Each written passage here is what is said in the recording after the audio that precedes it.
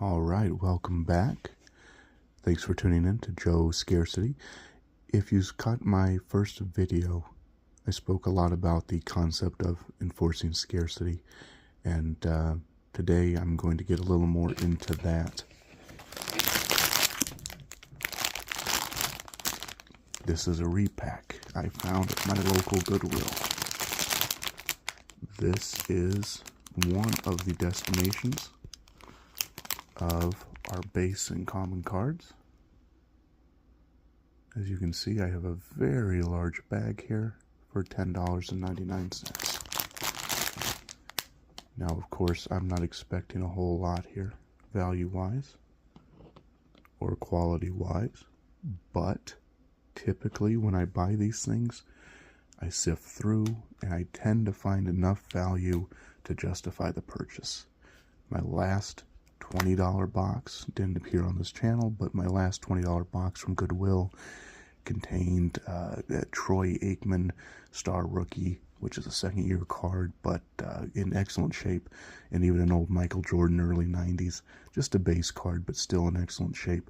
Those two cards alone were enough value to justify the purchase of the box, and it was at least 1,000 cards, at least. So there were several others I saved out of there as well. So I'm going to see what I can find in this bag. I'm going to go ahead, open it up, sort it out. I'll be right back. Alright, welcome back. I've gone through the entire Goodwill pack, and it's exactly what I thought it would be. Primarily junk wax era baseball. Now, I don't mind that at all. It's a nostalgia thing for me. It takes me back to childhood, that sort of thing. A lot of fun to look through. Not much value. And of course, as far as scarcity is concerned, we call it the junk wax era for a reason.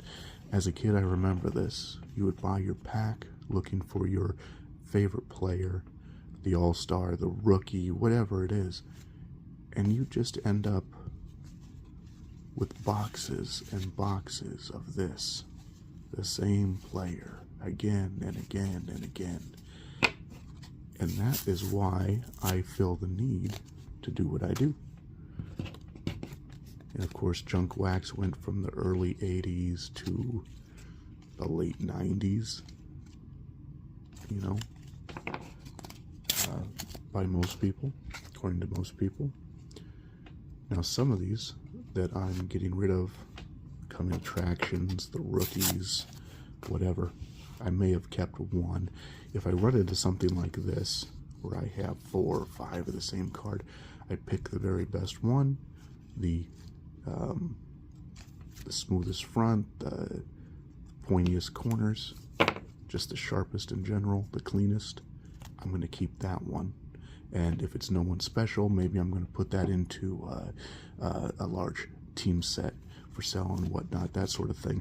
But all the rest, they're going to go.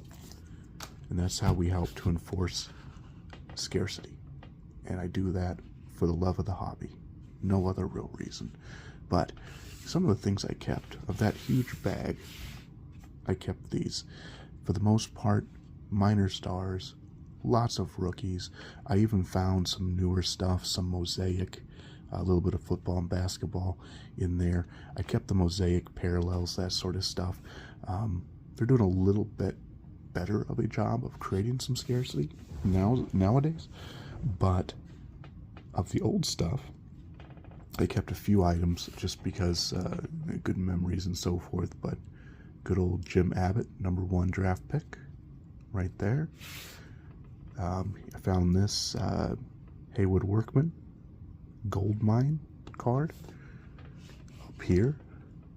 Kohei Arihara, rookie card, but also it's an artist's proof. And Diamond Kings of Josh Bell down here. So none of these cards really is worth more than $2, according to Colex. So in front of you, I mean, I more than got the value of the bag back, even if there really was nothing special. Meanwhile, I filled this giant thing up with ripped up pieces of cards that are going to go into recycling. So again, that is what I am about, is enforcing scarcity for the sake of the hobby, for the future of the hobby. And again, if everyone did this, a decade from now, we wouldn't have junk wax anymore. So thank you for tuning in. This is Joe Scarcity. I'll see you later.